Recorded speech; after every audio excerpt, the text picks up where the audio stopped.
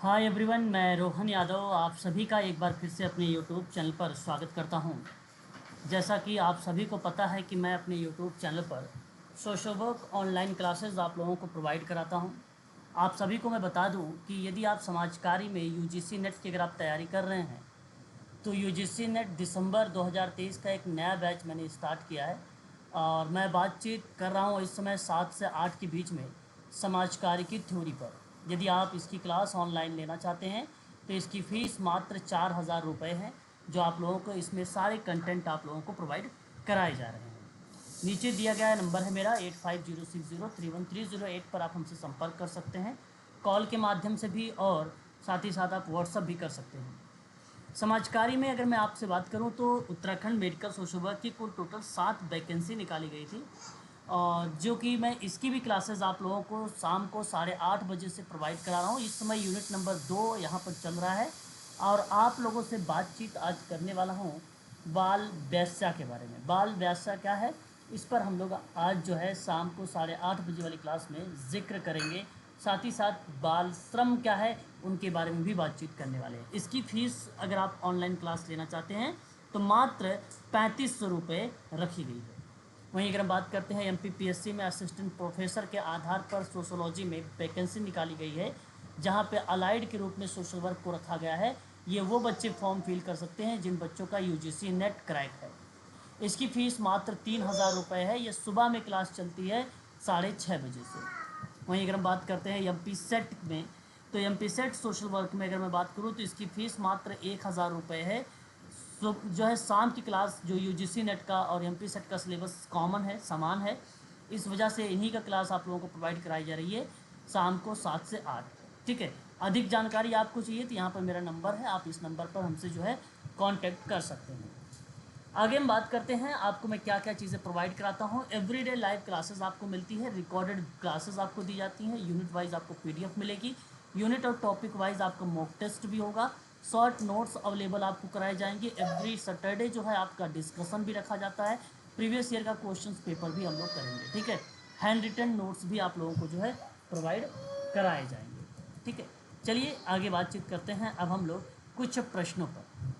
ये प्रश्न जो आप लोग दिखाई दे रहा है आपको, बेसिकली ये प्रश्न महाराष्ट्र मेडिकल सोशल वर्क का प्रश्न पत्र है। क्योंकि महाराष्ट्र में अगर मैं बात करूँ तो इंग्लिश और मराठी में पूछा जाता है, तो मैं आपको बता दूं कि मैं हिंदी में वही प्रश्न लेकर आया हूँ। और पहला प्रश्न ये है कि व्यवसाय समाज कार्य किस पर केंद्रित होता है ना। व्यवसाय समाज कार्य किस पर केंद्रित होता है, ये आपको बताना है। इसका सही जवाब क्या होना चाहिए।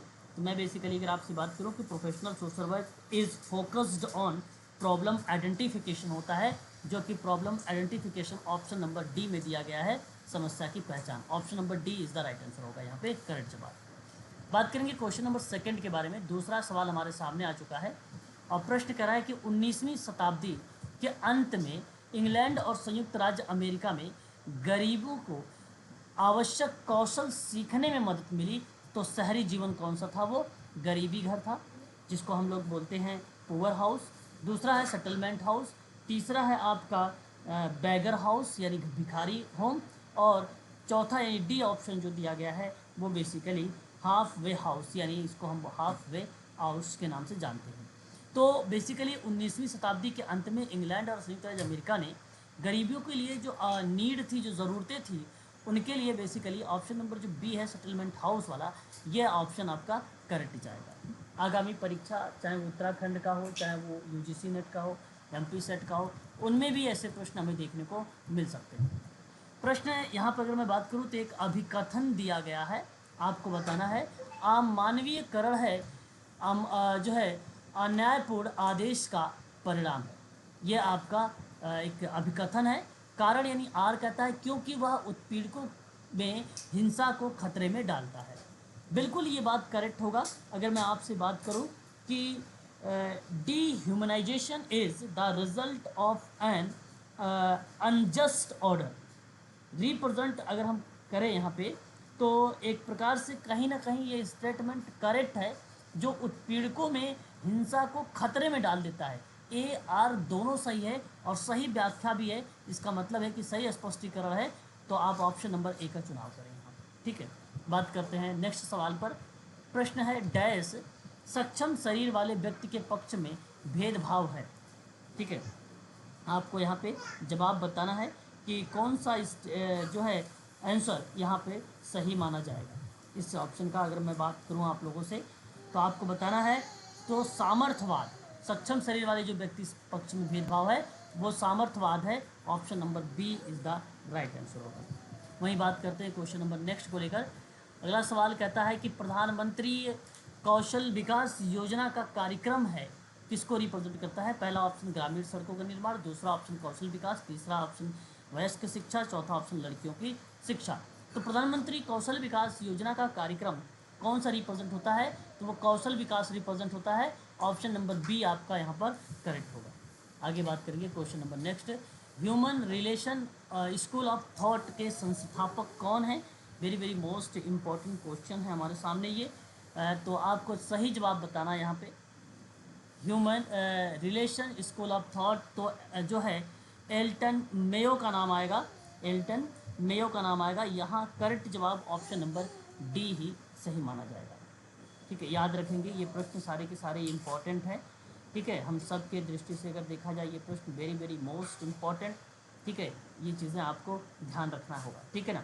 The founder of human relation school of thought was जो है एल्टन मियो का नाम आता है और ये करेक्ट जवाब होगा आप लोगों को। ठीक है, आगे बात करते हैं, क्वेश्चन नंबर नेक्स्ट लेंगे। अगला सवाल हमारे सामने यहाँ पर आ रहा है कि सर्वोदय सत्य की बात कर रहा है। सर्वोदय सत्य और अहिंसा और मनुष्य की बुनियादी अच्छाई पर जोर देता है। क्या ये बात करेक्ट है।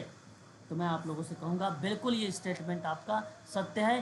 कारण कहता है क्योंकि व्यक्ति की भलाई सभी की भलाई में निहित है, इसलिए ये भी सत्य है और सही व्याख्या है। इसलिए ए और आर दोनों सही हैं। आर जो है ए की सही व्याख्या कर रहा है, इसलिए option number A is the right answer होगा। ठीक है, आगे बात करेंगे। और यहाँ पर यहीं तक मैंने कुछ क्वेश्चंस लिए थे। ये प्रश्न महाराष्ट्र स्टेट एलिजिबिलिटी टेस्ट था जो 26 सितंबर को पेपर हुआ था 2021 में। उन्हीं प्रश्नों को मैं आप लोगों से यहाँ पे सोशल वर्क के प्रश्नों पर मैं बातचीत आप लोगों से किया हूँ। यदि आप समाज कार्य में किसी भी ऑनलाइन क्लास की बात करना चाहते हैं या किसी भी कंटेंट या पीडीएफ या मॉक टेस्ट इत्यादि सोशल वर्क के बारे में बातचीत करना चाहते हैं तो यहाँ नीचे आप देख सकते हैं मेरा नंबर दिया गया है। इस नंबर पर आप हमसे जो है संपर्क कर सकते हैं। आज के लिए बस इतना ही। अधिक जानकारी आप इस नंबर पर कॉल करके और व्हाट्सएप के माध्यम से ले सकते हैं।